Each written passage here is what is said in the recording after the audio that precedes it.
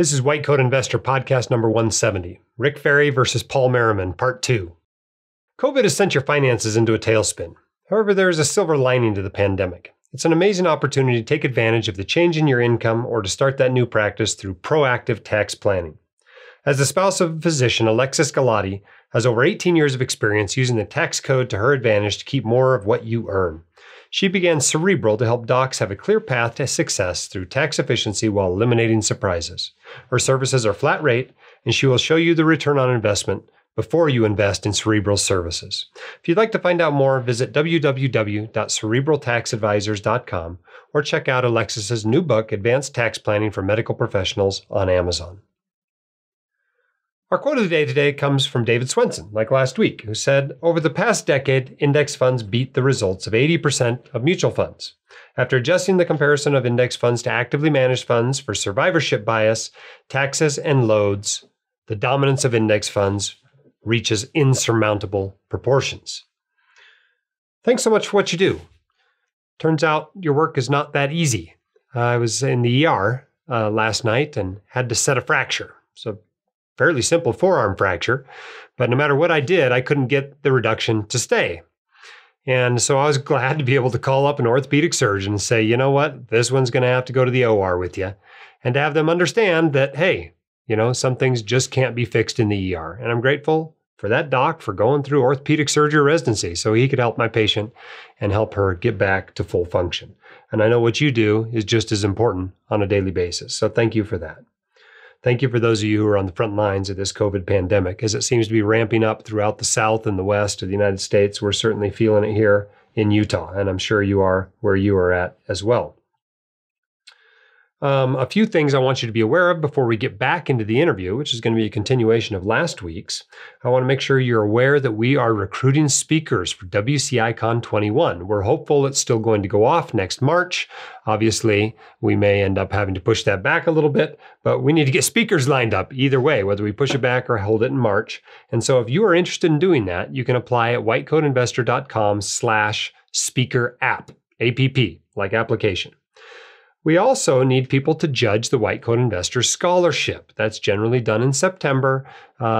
We don't charge you to do that, but neither do we pay you. If you're interested in doing that, send a email to scholarship@whitecoatinvestor.com. Include the word judge or volunteer judge in the title of the email, and we'll get you involved in that as well. If you'd like to donate to the scholarship, Katie and I are matching every donation made by readers and listeners this year up to a total of $50,000. So you can donate at whitecoatinvestor.com/scholarship donation.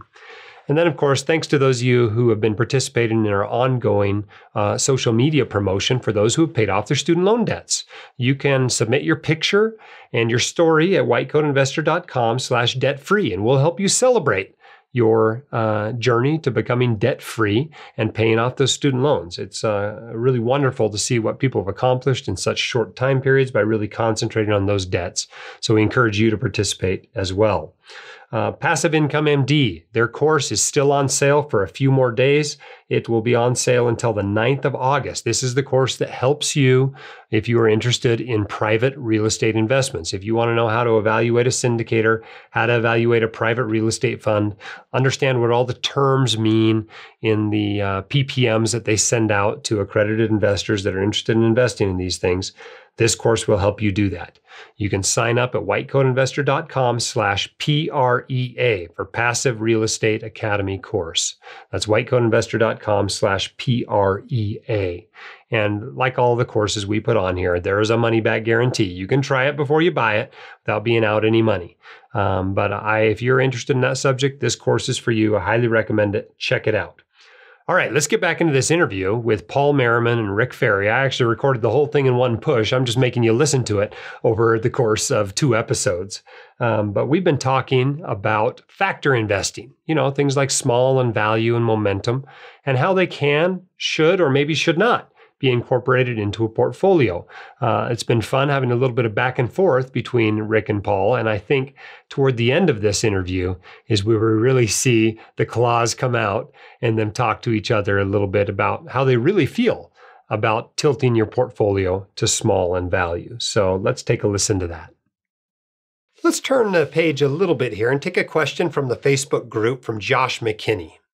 Now, we're all fairly die-hard buy and hold types. Paul, you've got your ultimate buy and hold portfolio. Rick, you've certainly drummed on a buy and hold approach for years and years and years, and I feel the same way. But he asks, is there any market condition, valuation level, or metric that would ever cause a change in asset allocation? Well, as far as I'm concerned, when you set up a portfolio, you're supposed to build into it the worst loss. And to limit that loss to whatever level that is, you got to put in the right amount of fixed income. And then you have to get out of the business of trying to second guess the market. We all know that those of us who've been around the business, people who are still waiting to get back into the market since 2008. And in some cases, they're busting their buttons because they're in cash. Yeah, well, they've been in cash since 2008. And so there's an emotional aspect here about wanting to do the right thing. As you know, Jim, I do believe in market timing, but I do not believe that individuals should market time. There's a big difference, because what I see with people who try to market time is they have done more damage over their lifetime than by simply buying and holding. So the minute that I encourage somebody to consider the PE ratio at Tesla, and isn't that a sign of something really bad to come? But wait a minute, we've got a portfolio that's not so, it's kind of the opposite side of what happened to me in the 95 to 99. I'm sitting on these dogs while the technology is going on a big run. Guess what happened following that?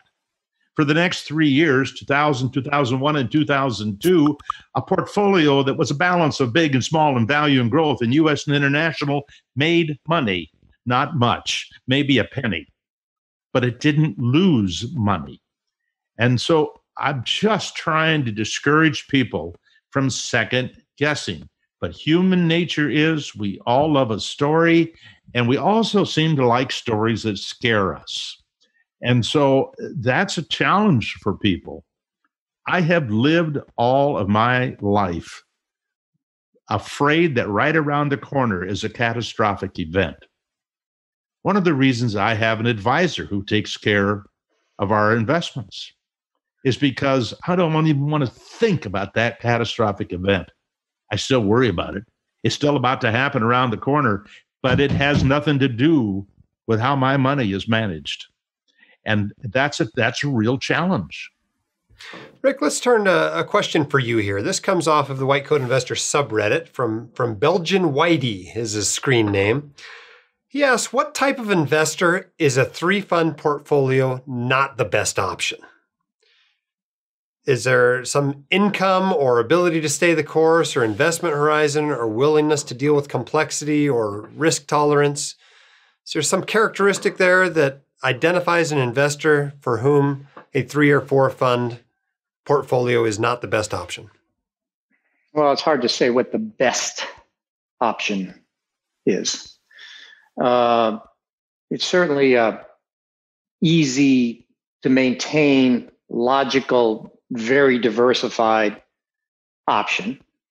But there's a lot of people who come to me with existing portfolios that have a lot of investments in their taxable accounts that have low tax basis. And you can't just sell everything, because that would be imprudent. Somebody realizing hundreds of thousands of dollars in capital gains and paying 20% plus the 3.8% Obamacare tax on top of that. I mean, that's not what you would do. So you would need to handle that much differently. And then if somebody has all of their money in a taxable account, the bond portion wouldn't be a total bond market fund, because they're probably, if they're in a high tax bracket, you would probably use a municipal bond fund. There's a strategy is different than philosophy. Philosophically, the three-fund portfolio sounds wonderful for everyone, philosophically. But when you start working with individual investors, it very rarely do you end up with a three-fund portfolio because of their unique situation. The strategy is personal. Now, sometimes you do, but sometimes you don't. A lot of people have 401k plans or 403b plans, 457 plans. They don't even have the ability to use index funds in those plans. So you've got to work around that and try to do the best you can. So philosophically, sure, three-fund portfolio makes a lot of sense. Strategy, what you actually do, it's usually different than that. It's helpful. Paul, a question for you, and this one comes from the esteemed Taylor Larimore on the Bogleheads Forum. Good. Yeah, he's got to be 94, 95-ish at this point, but he's still got a great memory, and he remembers an article you wrote in November 2014 titled 10 Reasons I Don't Like Vanguard's Total Stock Market Index Fund. Okay. He says, I have great respect for Mr. Merriman, but I can't help wondering if he still feels the same. Boy, do I. Let me just tell you what that was about. It isn't about the Vanguard. As a matter of fact, I think, and I've done a video, America's #1 retirement investment, target date funds. And so I am a great fan of target date funds. But there are things that I don't like about target date funds. But I make the point that for people who want one fund for the rest of their life, that a target date fund is an amazing product.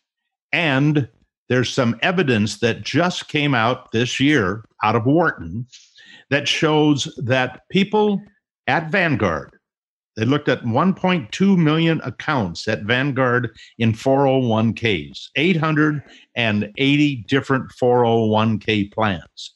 Those people who had 100% in target date funds made 2.7% a year better returns than the people in those plans that didn't have any target date funds. Those people who had some target date funds made 1.7% better than those that didn't have any. So as far as I'm concerned, for probably 99%, maybe it's 95% of the people that we're going to run into, that we want them to put money away on a regular basis, I would heartily recommend a target date fund. Now, if you go back and look at that article, and I'll have to go reread it to make sure it says this exact same thing, I have always been a fan of these things. What I don't like about the Vanguard fund is it has 10% in fixed income for a 21-year-old. That means that a 21-year-old is giving up 0.5%. That's what the cost of a 10% position in bonds is, 0.5% for the first 20 years of their investing life. That I don't approve of. Why do they have that there? Well, I had that conversation with John Bogle when I met with him. Why? Well, they're just trying to get people to understand that you should have stocks and you should have some bonds, and so that if they're there. But wait a minute, they're keeping people from putting that 10% into equities when the market is down. But it is more important to Vanguard that they have them get the feel of what that kind of a fund is like. And I disagree with that. I think education would be a really great way to convince people you don't want 10% in fixed income. It is not saving you from any bear market that I know. They also have, as far as I'm concerned, the exact same equity asset classes for a 21-year-old as they do a 91-year-old. It may be a different percentage. In fact, it is a different percentage. It's, I think, 30% for a 91-year-old. It's 90% in equities for a 21-year-old. Why wouldn't, for a 21-year-old, why wouldn't you have a slightly more aggressive, or maybe more than slightly more aggressive, portfolio? I think they should. And the third thing, the real obvious one, is that they don't have small cap value. They'll say, oh, well, we have small cap inside of a total market index. And yet it does not have any impact at all. There's so little small cap value. And as I think you know, we have the 2 funds for life strategy, where we show people how to put 10% of your money in small cap value and 90% of your money into the target date fund. That small addition of small cap value based on the past is about a 30% higher return at the end of 40 years. Not a small difference in what you're going to have to live on and what you're going to leave to others. All right. So let's talk about some other companies. We've talked a lot about Vanguard. How has the underperformance of factor investing over the last decade or so affected companies such as DFA and AQR that seemed to be the cat's meow, certainly among advisors a decade ago? Do you have a sense of that, Rick? That is, well, I know that DFA has, according to Morningstar, lost some assets recently, but I think a lot of that had to do with advisors moving more towards exchange-traded funds than moving away from DFA, which is maybe one of the reasons why DFA decided they finally want to launch ETFs. But obviously, if you're a small cap value manager and you hang your hat on small cap value factor investing, your performance hasn't kept up with the total market. So you may not have collected as much assets as you would have liked to collect. But I don't think it's the quality of what they're doing. I don't think the way DFA does small value is bad. It's just as good as anybody else. Same thing with AQR, Alpha Architect, Wesley Gray's firm. They all have the different ways of doing value. I call it value is in the eyes of the beholder, which means there's a zillion different ways of slicing and dicing the market to come up with what your version of value is and then creating an index. So I don't think any of that is the problem. I think the problem is that, there is, as we talked about earlier, some behavioral aspect to this. People have given up, maybe, and decided to pull some money out. But also, companies like DFA have really lagged the rest of the industry when it came to getting into the ETF space, and are finally now making a move there. So they have to do that in order to stay competitive. So I'm not sure if it's their methodologies at all that are driving any of these asset flows. But I think it's important to look at the other side of that coin. They had a time when they were on the top of the world in this business, and that was from about 2000 through probably 2007. And so they gained huge amounts of assets under management. I'm sure they knew they were going to have their time in the barrel, because that's the nature of this kind of investing. Is you have times you're in favor and you look special, and times that you are out of favor. Mm-hmm. Our business, the investment advisory firm that I sold back in 2012, we were not viewed as being very smart in the late 90s, but we were thought of as being brilliant in the early period of the 2000 through 2003. We were not idiots, nor were we gurus. We just happened to have a portfolio that we stayed the course on. And Meb Faber, I don't know if you've had Meb on your show before, Jim, but Meb Faber does this one great graph where he shows maybe 20 or 30 different management strategies over a long period of time. And guess what? They end up at about the same place up on the table, a chart, if you stayed the course through the whole 30 or 40 years that he presents in that graph. So I think DFA got real lucky that they got that run in the early part of 2000 through 2002. Now they're paying the price, but it's the same smart people running the business for the long term, which is what we all want to be assured, that people aren't changing their strategies too much, so that we get to stay the course for what we signed up for. I think that, I'm sorry. Go ahead, Rick. I think one of the problems of value investing, which is not such a problem for small cap investing. Small cap indices, when you look at where the cuts are between large cap and then mid cap and then small cap, whether you're looking at S&P or you're looking at Wilshire or you're looking at Russell or CRISP or any of these index providers, the cuts between large cap, mid cap, small cap are fairly similar.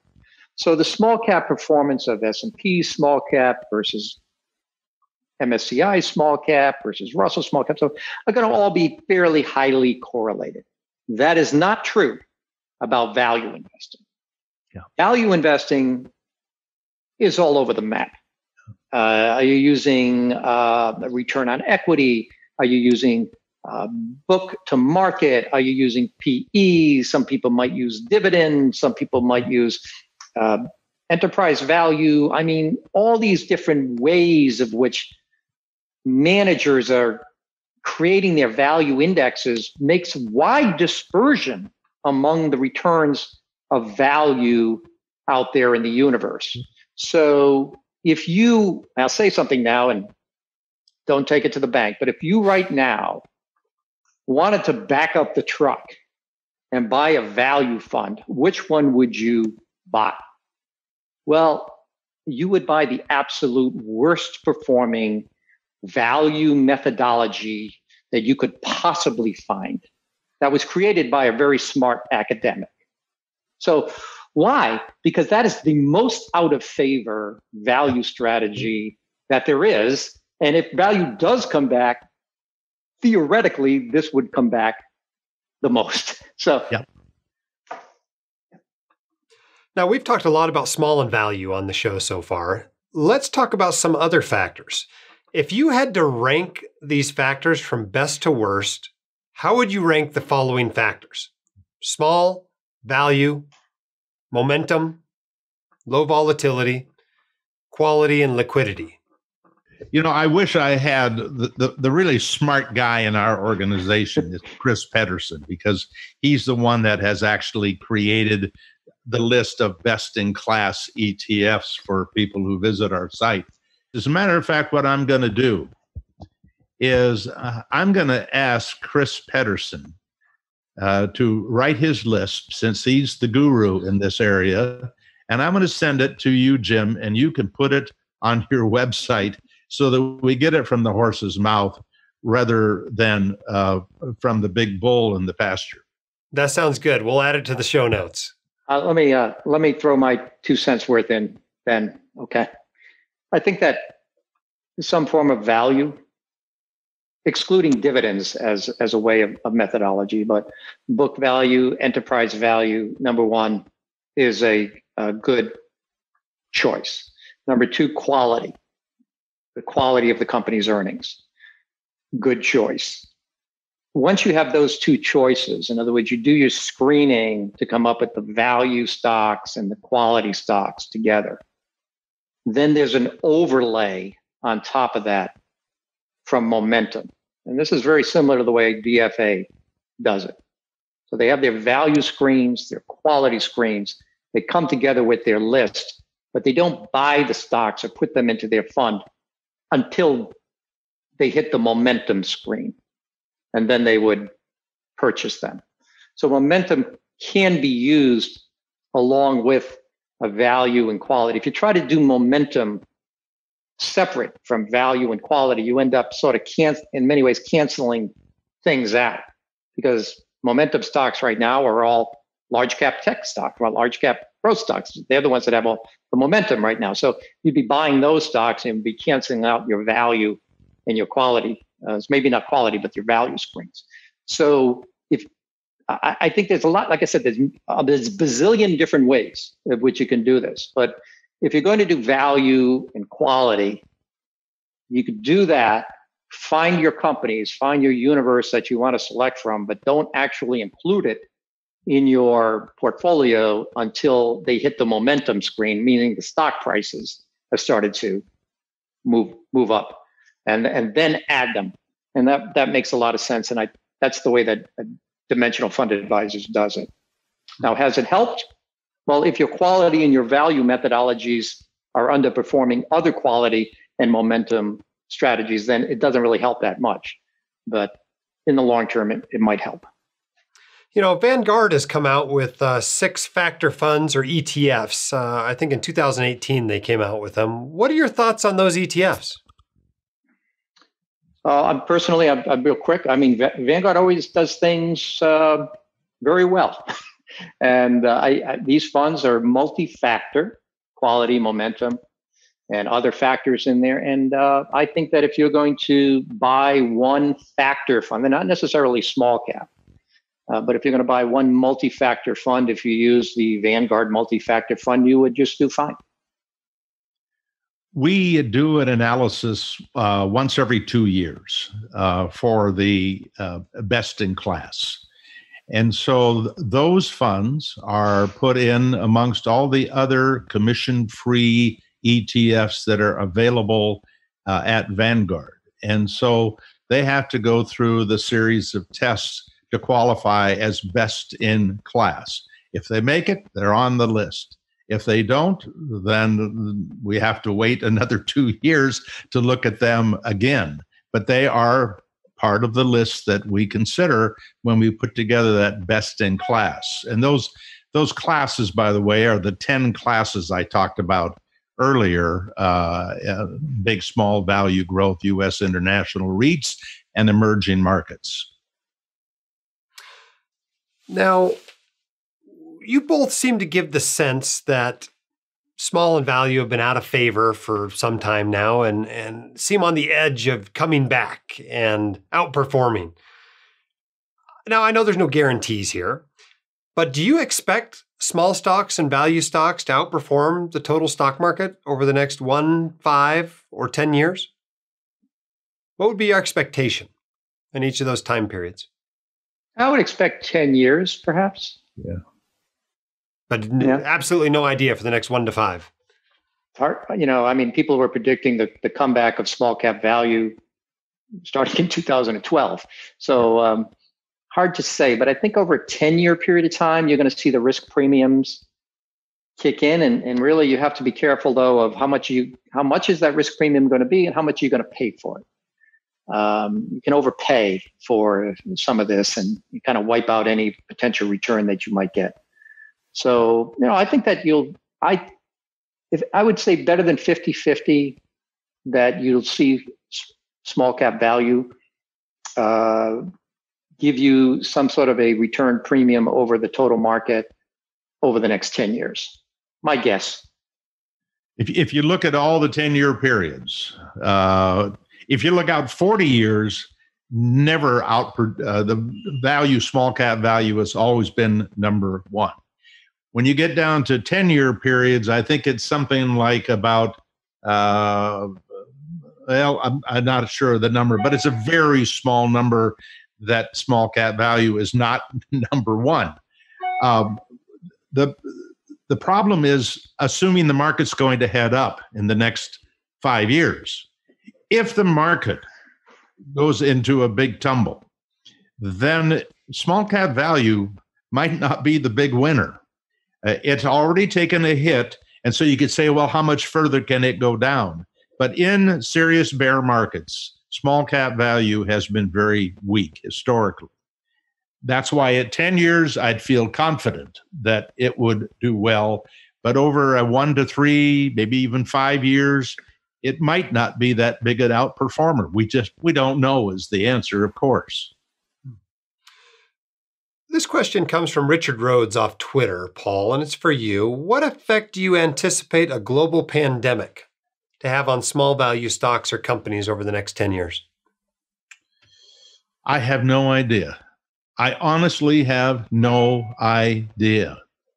I could go back and look at the history of small cap value and all of the things it faced along the way, whether it be war or political unrest or whatever it might be, not just in the U.S., but internationally as well. It's faced a lot of problems and challenges. And so I do not try to make any kind of a prediction. I'm like a lot of other, remember, I'm the guy that worries about the catastrophic event around the corner. So if you come to me and ask me, Paul, you've always got list A, the good news, and list B, the bad news. How's the bad news list looking? And I'll say, damn tough, Jim. Scares the hell out of me. And for that reason, I really stay out of the prediction basis because that colors how people respond to how they might approach their investments. For young people, I tell them to keep that bottle of champagne in the refrigerator if they must. And when a big bear market hits and the market is down significantly, you just keep buying. And if you want to pop the champagne, you pop it because that's what you're looking for, buying opportunities as a young investor. And for the rest of us, we better have enough fixed income to address whatever the reason the market's going to go down 50%. This market didn't go down 50% yet. It did twice in the last 20 years go down 50%. And the technology went down 80%. It's so far, it's been an easy market to deal with. It's pretty normal. And yet what's going on in our world is not even the least bit normal. Yeah. Let's turn the page a little bit. Small growth has long been considered the black hole of investing, the place where you put your money to never see it again. But it's been great the last decade, at least compared to small and large value. Okay. Were we wrong about small growth? Was it just we hadn't seen its time in the sun yet? Or is there really something bad about small growth that it should still be avoided? Well, I don't avoid it. I mean, I buy a total stock market index fund and a total international index fund, which has everything in it, including small growth. So I have not thought much about what you just said. I was aware that small growth historically has been the black sheep of the stock market. But I guess I look at it the same way I look at small value. I mean, maybe it will, it has had its day in the sun, as you said. Will it continue? I don't know. I try not to take those risks. I don't think it's necessary to take those risks. I just buy a total stock market fund and you own everything and not try to figure a lot of this stuff out. If you want to put a little bit of icing on your cake, spice it up a little bit, maybe. You can buy a small cap value fund or something else, but not necessary. Just buy the total market and the total international market, and you're done with it. So I really haven't given a lot of thought to the small cap growth story that you're alluding to. Okay, so let's talk about somebody such as me. Been investing now for 16 years. I've had a small value tilt in my portfolio now for 16 years. Right. But let's say you have an investor that's been investing for 10 plus years with a small value tilt. Mm-hmm. Well, how do you counsel them now? They come to you saying, this really hasn't helped. Right. I'm thinking about bailing out on it. How do you counsel? Correct. How do you counsel them at this time? Absolutely do not bail out on it. I mean, you've already taken the risk. You've already had the underperformance. It's like taking all the risk and getting none of the benefit from it. In fact, you're locking in, you're guaranteed you're going to underperform if you bail on this. You've got to stay with it for 25 years. So if you have a small cap value tilt and you've had it since 2012, you have to keep it. You have to keep it and keep it for at least another 10 years, if not longer. I mean, you're in it. You need to keep it. And that's how I would counsel them. What would you say, Paul? Yeah, I'm confused how this is different from owning the S&P 500 from 2000 through 2009. And I really am, because is it because the S&P 500 is made up of a bunch of companies that we know and love and trust and see in them all, or what is it? Because we had heard through the end of 1999 that the S&P 500 compounds at 10% a year. And then all of a sudden, for 10 years, it loses money. Well, if we just dig a little bit, we find out that for 10 years back in the 30s, it lost money. In fact, it lost more money in 2000 through 2009 than it lost from 1930 to 1939. And so what people tend to do is they make judgments about recent performance as if that is the most important thing. And that is the very thing that leads people down the wrong path, because that is, in essence, a form of market timing, what we call the ICSIA strategy. I can't stand it anymore. And that's a bad way to make a decision, at least based on the past. And so it's not, remember, we're not suggesting, except in the example of the newborn child, I'm not recommending that people put all their money in small cap value. I think young people can put a substantial amount in it. But it's a commitment based not on the last 10 years, obviously. It's on the last 90 years. And you can say, well, what does 90 years have to do with anything? Well, then does that mean we should just base it on the last year? What do we go to? Where do we go for information that gives us a sense that we have something statistically relevant? But beware, because out of those 10 asset classes that are in the ultimate buy and hold strategy, and Rick's got them in his strategy too, he just doesn't have them broken up exactly 10% each, something's going to fail. Now, maybe the whole thing will fail, and that's going to be too bad. But something is going to fail. It could be small cap value. It could be large cap value. It could be internationals. So that's the reason you have a diversified portfolio. I don't think that you're saying that you're all in small cap value. Are you, Jim? No, absolutely not. That you have a tilt because you've put in more than what the total market index would recommend you put in. Is that the reason? That's correct. And so you do not have a cap-weighted portfolio anymore. What you have is you have an asset class weighted portfolio. Now, I don't know how weighted it is to the different asset classes, but it's just as legitimate a way to invest as the total market. It's just a different way of trying to get the premiums for risk that we have available to us. And I don't think you should change it if you're comfortable with the downside risk of your portfolio in total. Now, let's turn the page now to somebody new to this, not someone who's been holding this for a long time. For example, I had a boglehead here ask this. I started a small value tilt in April and May 2020 based on the historic spread between small value and large growth. Bad idea or stay the course. So how would you counsel someone who's thinking about adding small in value to their portfolio now after this long period of underperformance? Well, they're market timing.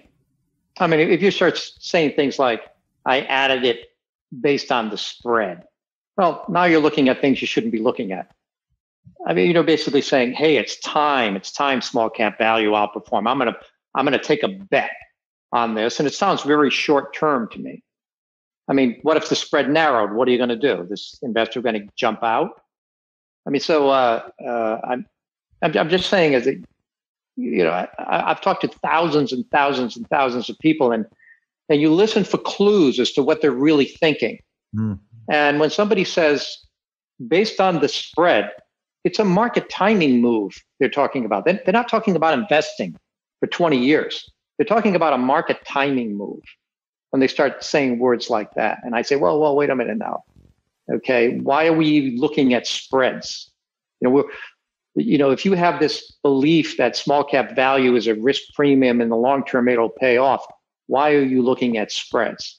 Well, I just think it's a good buy right now. Well, again, this is market timing.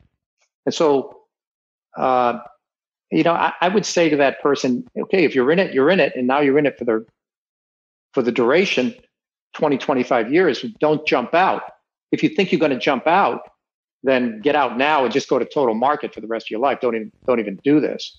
So again, it's for the new investor. You don't need this stuff. It's unnecessary. 90% of your return is the allocation you have between stocks and bonds. That's 90% of your return. This other stuff is just potentially higher return, but makes the portfolio much more complicated, and more decisions have to be made. And which value fund and so forth. For most people, I don't recommend they go down that path unless they want to, unless they're very much into it and they understand it and they want to go down the path for the very long term, not because the spreads are this or that. Okay. So, Paul, here's a question from Matthew Allison from our Facebook group, I believe, who asked, what percentage of a portfolio would you recommend go into small cap value for a young physician? Let's say a physician in his 30s just starting to earn. Well, let's say that they want to be relatively conservative. They don't want to have a whole bunch of asset classes to try to manage. They want to do it with a few funds. There are a couple of ways they could do it. One is they could use 4 funds. We have a 4-fund combo that's simply 25% each, S&P 500, large cap value, small cap blend, and small cap value. And we've tested that inside and out going back to 1928. And we've looked at 9 decades of performance so that you get a sense of how those 4 funds together, those 4 asset classes would have done. That would be an easy way to access U.S. because it doesn't have any internationals, and a lot of people are comfortable with all U.S. There's a strategy called, I think it's the Trev 4. It too is 4 funds, except 2 of them international and 2 of them are U.S. But they are still large blend, large value, small blend, and small value. So they pick up a lot of these asset classes that we would like to have them hold in their portfolio. But if they want simple, easy to do, I'd recommend looking at the 2 funds for life. And the 2 funds are small cap value and a target date fund at Vanguard would be just great. And the formula for how much in small cap value is 1.5 times your age would be how much you put into the target date fund, and the balance goes into small cap value. Too aggressive? Okay, use large cap value. Want to be a little more aggressive? Okay, divide it up between large cap value and small cap value. They are very simple strategies to maintain. They automatically reduce exposure to risk and as they get closer and closer to retirement, just like a target date fund does. So there are some simple things to do that would get you with enough small cap value in your portfolio to make a difference. By the way, a lot of people I talk with, they got a portfolio at the office. They got an IRA. Their spouse has an IRA. They have an account for their kids. A person could even, if they wanted to, diversify amongst different strategies for different parts of their portfolio. And I think they'll do just fine. I do believe they will do better than if you own the total market index. Rick? I have a comment. I'm surprised. Technically, mathematically, that could be correct. That mathematically, if they held all these different pieces, they style weighted this and they style weighted that. I'm not going to call small value an asset class. It's a style weighting. Okay. If they did this and they did that and they did it in this account and that account and this account and they did it this way and that way over here and over there, technically, mathematically, historically, they might come out ahead before fees. Who knows if they're going to come out ahead after fees, except for one thing. And that is when you get that complicated with a portfolio where you've got all these little things going on everywhere, it's a very high probability you're going to underperform because complexity is a cost. Simplicity is an alpha. If you have a simple portfolio, a total stock market index fund, it's very simple. You don't have to do a thing. You put your money in it, it's done. You're done. You don't have to do anything. If you've got all these this portfolio over here, you got to adjust it this way, and this one here, you got to adjust it that way, and this one over here, you adjust it that way. Pretty soon, it's too complicated, too difficult, and it's not gonna last. And people are going to bail at the wrong time, and the net result is going to be underperformance. That's my real belief, and one of the big reasons why I like the 3-fund portfolio is because it's simple. And if it's simple, people can understand it and they can keep it and they can track it. And therefore, they will get their fair share of the market return. And I take that from John Bogle. So that's why I believe that simple is better. But then why not take it one step further, Rick? Because I don't disagree with simple is better, which is why we took it down to 2 funds instead of 3. But why not really make it simple and just put your money into a target date fund that has the large cap total market in the US and large cap total market in the international and the appropriate amount of bonds to expose you to the right amount of risk at a different age. I mean, in a sense, for people who want it simple, remember that people in that study by Wharton were making a lot more money than the people who were trying to figure out a way, I guess, to do it better somehow. And so maybe a target fund is better than what both of us are recommending if we want to keep it simple. But what I think you're doing is very similar to what the target date fund. It's not the same, but it's similar to the target date fund. I'm just asking you to add a 4th leg and give some exposure to small cap value. And that is not that much more complicated than having 3 funds in the portfolio. So I would at least encourage people who are using 3 funds to add a 4th. And you mentioned fees. We don't have a fee to do any of this. This is all for people to do on their own because we're not in the business. We're just teachers. And so the fee is not except in the fund itself. And as long as we stay with funds at Vanguard, we have access to very low cost funds to be able to do these strategies. So I don't think fees need to be the hurdle. And you're right. What we want for all of the people watching this right now is to find a strategy they will stay with forever. Absolutely. That's the bottom line.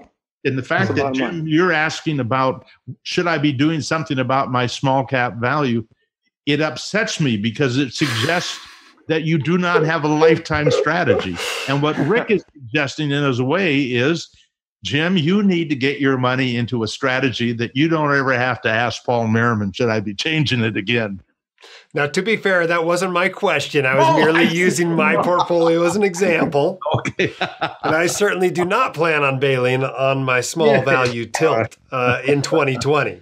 I got a couple other practical questions from people. Here's one out of the Facebook group.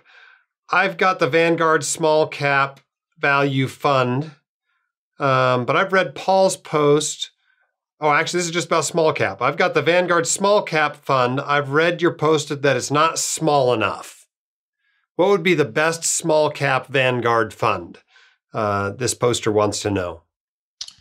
Well, as far as at Vanguard itself, I think I've got the list right here.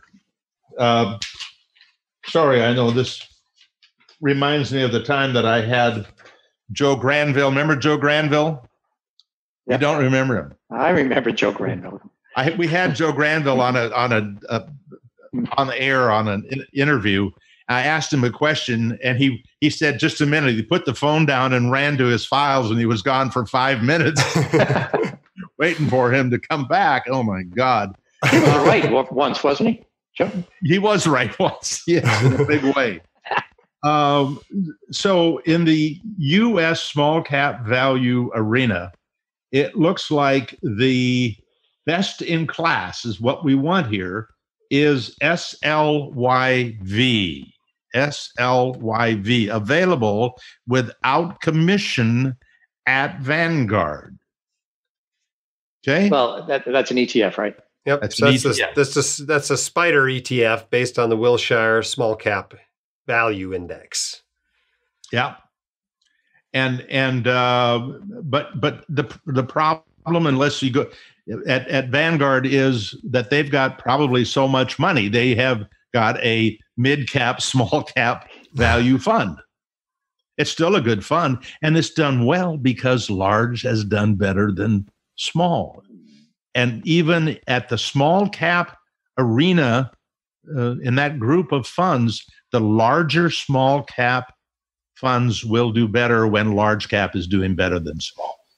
Yeah. What about on the international side? What would you recommend for small value international for somebody who wants that in their portfolio? Small cap international value. And by the way, there's the Avantis funds have a small cap international value. We haven't added it yet. It's got a chance to be on the list first of the year, but we have used DLS, Wisdom Tree, small cap value. Now, these days, I'm starting to hear people talking about wanting to tilt their portfolio toward large growth. It reminds me of a book I read that was published in the late 90s, where it was an otherwise very sensible book, but it recommended a 5% tilt to tech and a 5% tilt to telecom. Oh. What would you tell someone who's coming in now saying, I actually want to overweight the FANG stocks, these large mega cap growth stocks?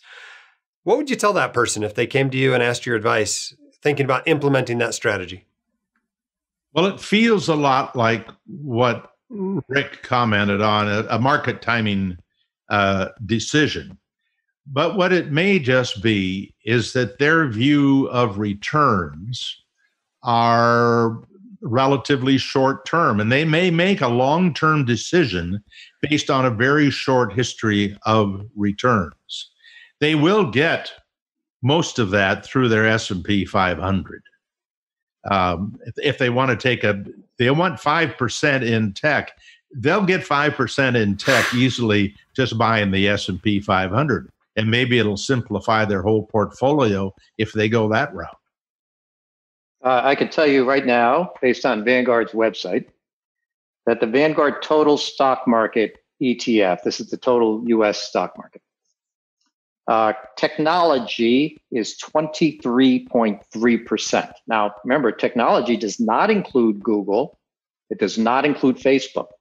Those are telecom stocks, which make up most of the telecom market, which was another 10%. So, and then if you add Amazon to that, which is neither technology nor communications, but something else, consumer defensive, then that actually adds another 3%. So in aggregate, it's like 40% of the US market is what we consider, large cap tech. If you consider Amazon, Google, and Facebook, and throw Netflix in there too, as tech, which they're not classified as tech, but if you did, then 40% of the US stock market.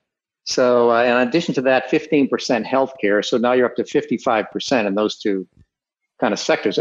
The US market is very heavily weighted to what we do really well, which is that. Doesn't mean that we don't still use all the other stuff that we import.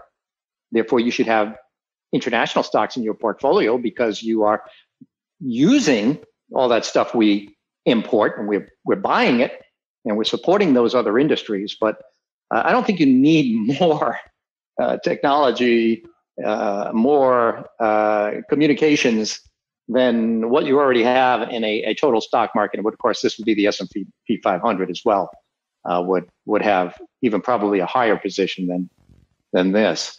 But I would discourage somebody from chasing the big tech stocks right now.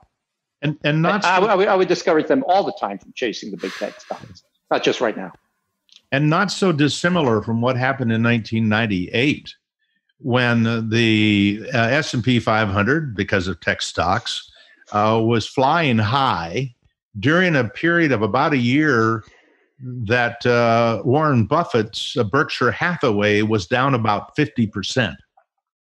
And it was really very discouraging to see that happen.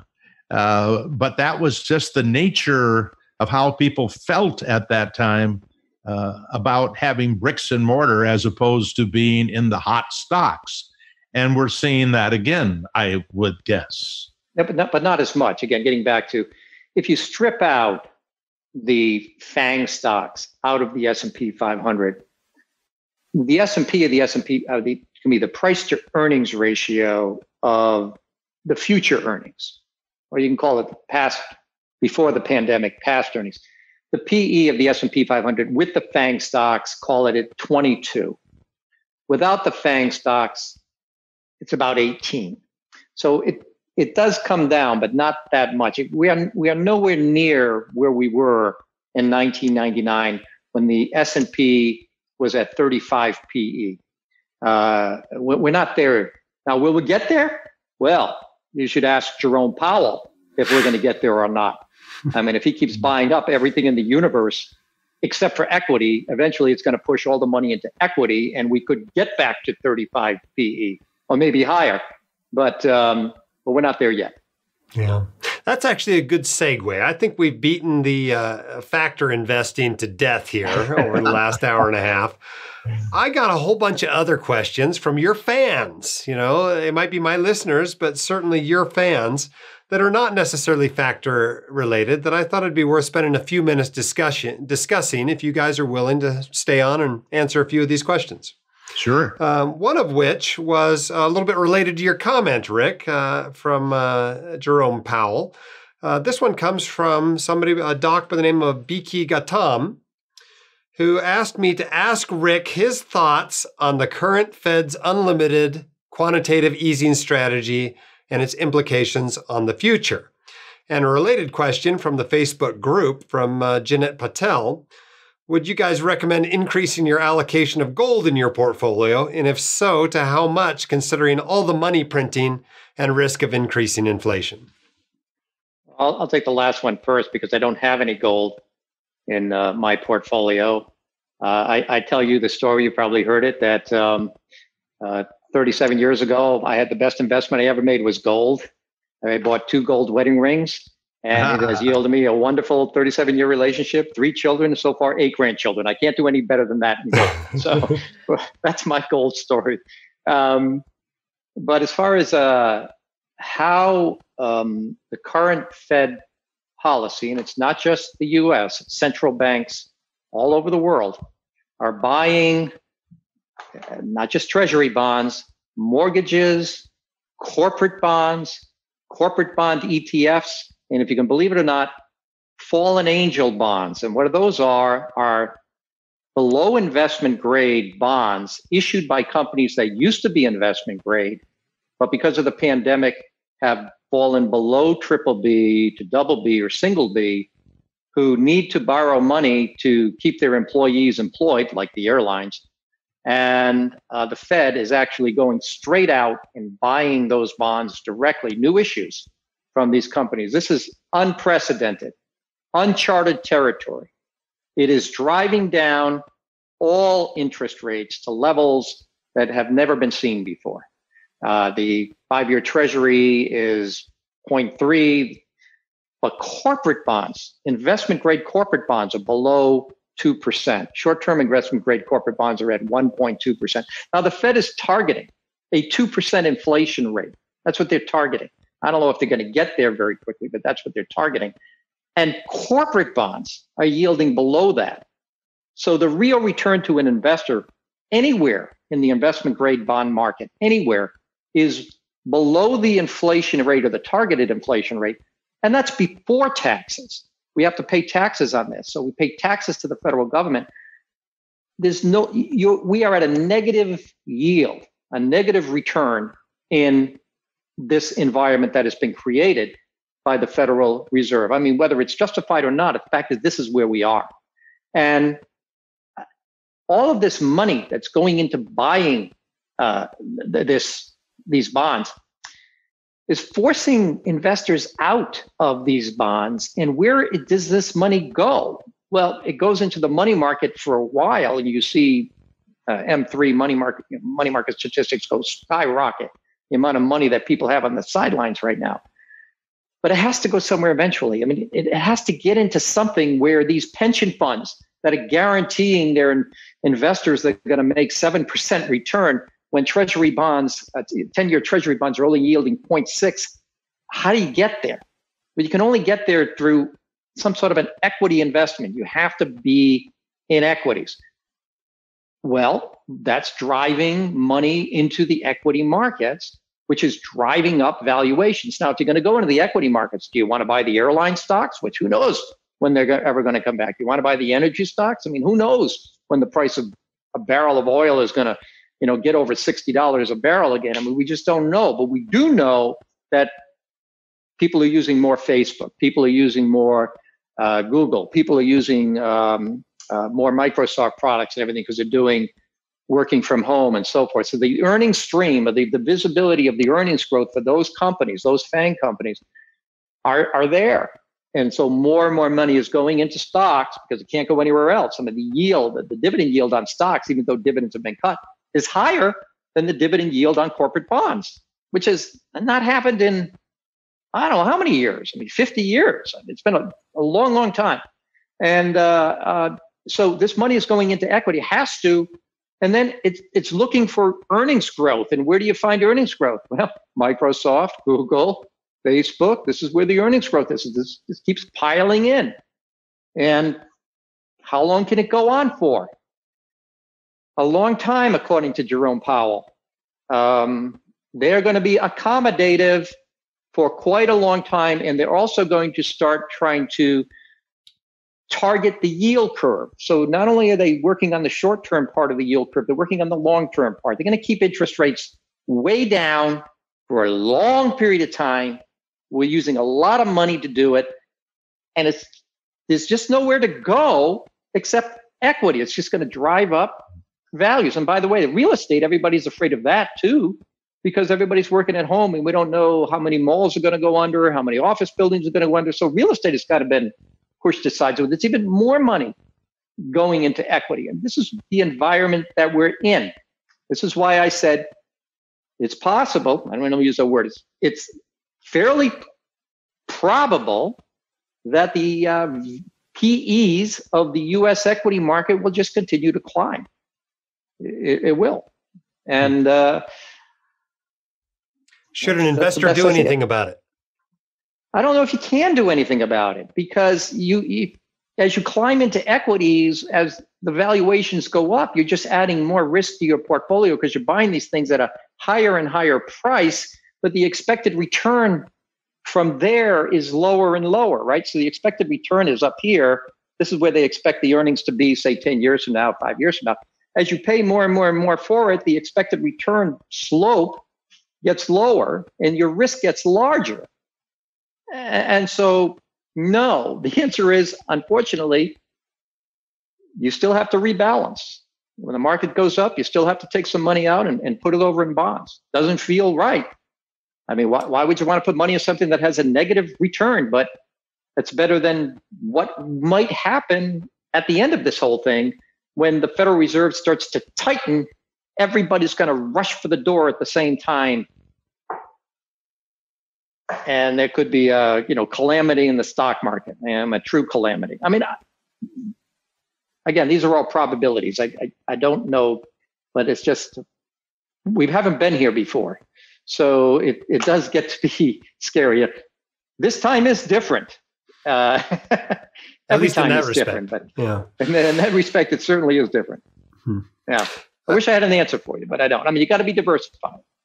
Yeah, it brings us to a related question from War Doc, who asked, with low bond returns and even the possibility of negative treasury yields like other countries have had, are there other recommended bond alternatives for a mid-career, high-income physician for the safe income portion of their allocation?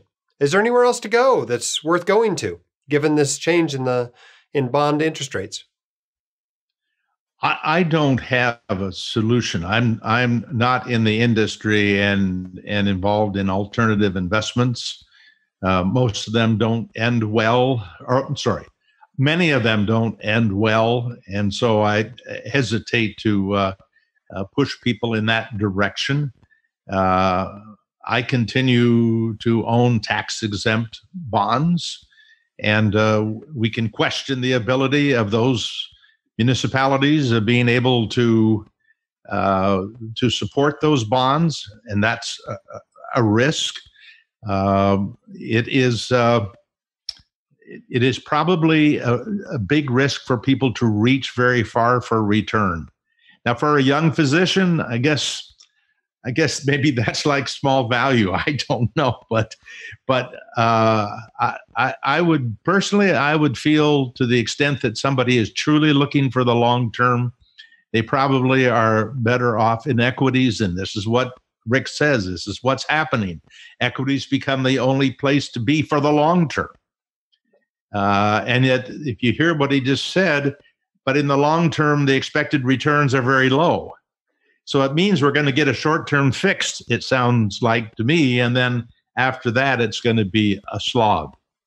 But you can certainly see why people are starting to talk about, well, why don't I invest my money in my small business, or buy a rental property down the street, or go load up on gold if I'm not going to make any real return in bonds. Why not pick something that at least historically is kept up with inflation? I can understand the idea of going down and buying a twoplex or a fourplex, or sure, that you get a cap rate on that of 8% or something. That's a good investment, absolutely, if you can find it. What about preferred stock? Okay, I don't usually talk about preferred stock, but most preferred stock. I'm glad you're getting into it. I've got a question on preferred stock, so let's go ahead and hit it now. So let's just talk really generally about preferred stock. So a lot of preferred stock is issued by banks. These are federally insured banks, okay, that cannot issue bonds, because if they issued bonds, they would break their covenants and they would have too much debt on their books. So they can't issue bonds. They don't want to issue stock. I mean, Jamie Dimon at JP Morgan doesn't want to dilute his shareholder value by issuing stock, but they still need capital to function. So there's this thing in the middle, and it's called preferred stock, where it's not a bond, it's actual equity, but it's a high dividend yielding equity that might yield 6%. It's not a tax deduction to the company, but in order for that company to pay that 6% dividend yield, they have to have earnings to do it. Obviously, they would have to not pay that dividend. They would have to cut out the dividend on the common stock. And banks are highly regulated. The Fed is watching all of this, so they're going to be very careful with their balance sheets. Going to make sure they're going to be able to pay their dividends on their common stock. They're going to pay the dividends on the preferred stock. It's a more volatile play, but there are some index funds that you can buy, preferred stock index funds. And I own one. It's PFF, Papa Foxtrot Foxtrot is the symbol. There's another one, Papa Foxtrot Foxtrot Delta, PFFD. There's another one. These are index funds of preferred stocks, which are mainly made up of banking preferreds. They'll give you 5.5% dividend yield. But they are stock, so they do go up and down somewhat with stocks, but not as much as common stocks. They're more like a long-term corporate bond. So I own about 20% of my fixed income allocation is in preferred stocks. A lot of people don't like them. They're very controversial. I personally have been following this market for 25 years, and I have some of my personal money in it. So it's one way in which you could help give you a little bit of yield. And by the way, if they're in your taxable account, 70% of the dividends that come in are qualified dividends, so it's only taxed at a capital gains rate instead of a ordinary income rate. So you actually get a tax break on it. So it's another idea. I talked with Burton Malkiel, the professor who wrote A Random Walk Down Wall Street. I had him on my Boglehead on Investing podcast. And he talked about the idea of buying stocks that have higher dividend yield. Vanguard has a high dividend yield U.S. stock index fund and a high dividend yield international stock index fund that are yielding over 3% in dividends. In fact, the high yield international fund is yielding more than 4% because of the industry groups that it's in. These are another way. Again, you're in equity, though. You are in equity. You're not in bonds, but the cash flows are there. So if you're young, and you could stand the volatility. It really is all based on what's in here. Can you stand the volatility of this stuff? And the returns of equities start to get lower and lower as the price of equities get higher. So as Paul said, we may get this rush to the top and then we're going to sit there for a while potentially. You're going to be looking for cash flow. And these high dividend yield type investments give you cash flow. Is it a great solution? No. Does it replace bonds? Certainly not, because they're not safe. But it does give you the prospect of a return without getting interest income from bonds and without getting growth from stocks, these high dividend yielding investments. And REITs, by the way, are another one. Real estate investment trust index funds, which might pay you 4%. It's the same idea. Well, we're running out of time here, but I wanted to get one last question in here, which I thought was pretty insightful, and I think a lot of listeners will be interested in your answers. This comes from Dustin Schuett, a doc, who put this out on Twitter. I want to know what you guys would do differently if you were just getting going investing today compared to what you did starting when you did years ago. So let's start with you, Paul. If you were just getting going today, what would you do differently than what you actually did? Well, this just came up with my wife. She posed this because I'm working on a book that'll be out in a few months, and part of the title has to do with $12 million decisions, and each one is literally $1 million decision. And she said, "Well, did you do this?" I said, "No." And she said, "Well, if they're such good ideas, why didn't you do them?" And of course, the reality is that many of the things that I know about today, I didn't know about when I started in the industry in the mid-'60s, when load funds were 8.5%, when you did not have index funds, and you certainly, you had basically just active management was the answer for all investment problems that you, in terms of what was right for the investors. And so, in a sense, if I had it to do all over again, and if this is going where you want it to, now, if you're asking me to take life as it really was dealt to me, I'm happy to address that. but if I think about just as an investor, I had a great success in my own business, and that helped a lot. But I was very conservative as an investor. And I think if I had it all to do over again, I would be more aggressive and invest more in equities. I invested in equities that I, in essence, controlled, my own company. But I found it more difficult to take the risk of turning it over to the market.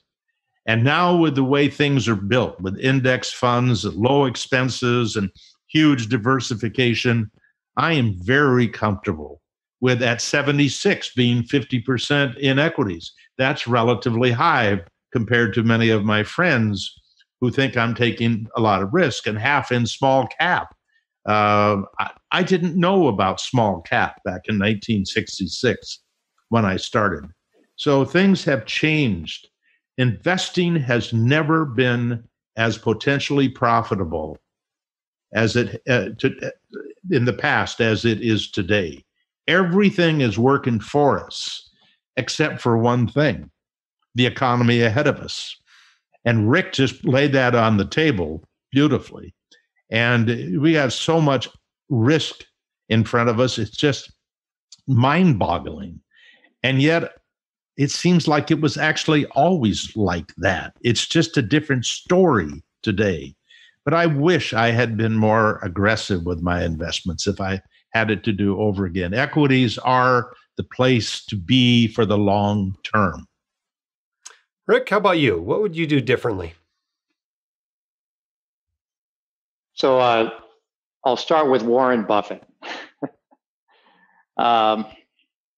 Someone asked Warren Buffett a few years ago what advice he would give to the trustees who are going to take over managing his portfolio, his money for his family when he dies.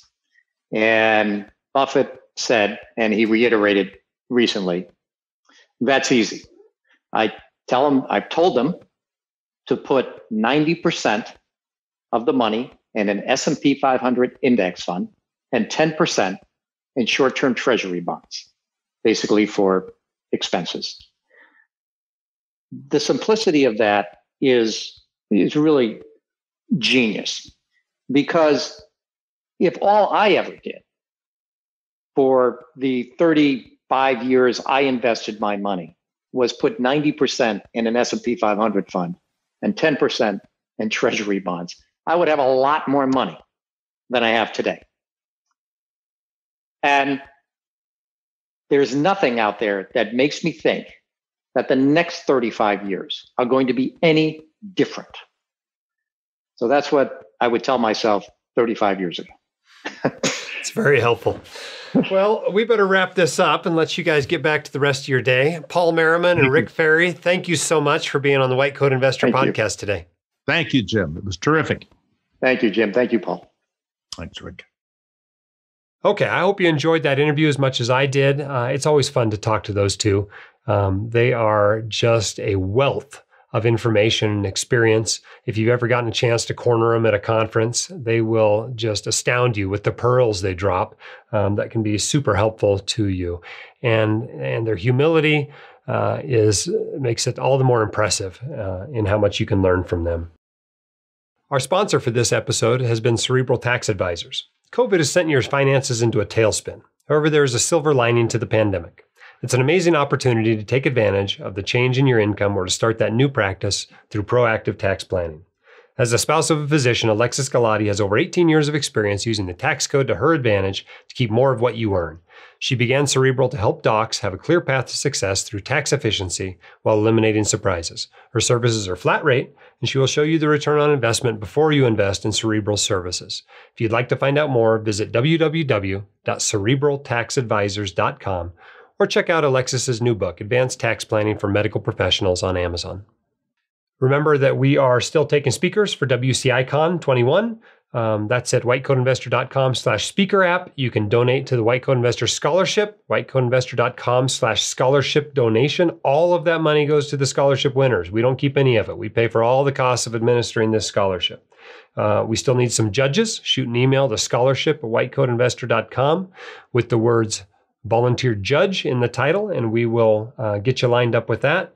Also, send us in your live like a resident stories. If you have paid off your student loans in the recent past, please send us a picture in the story at whitecoatinvestor.com/debt-free, and we will help you celebrate it. Also, you have just a few more days left to sign up for the Passive Real Estate Academy course. The URL for that is whitecoatinvestor.com/PREA.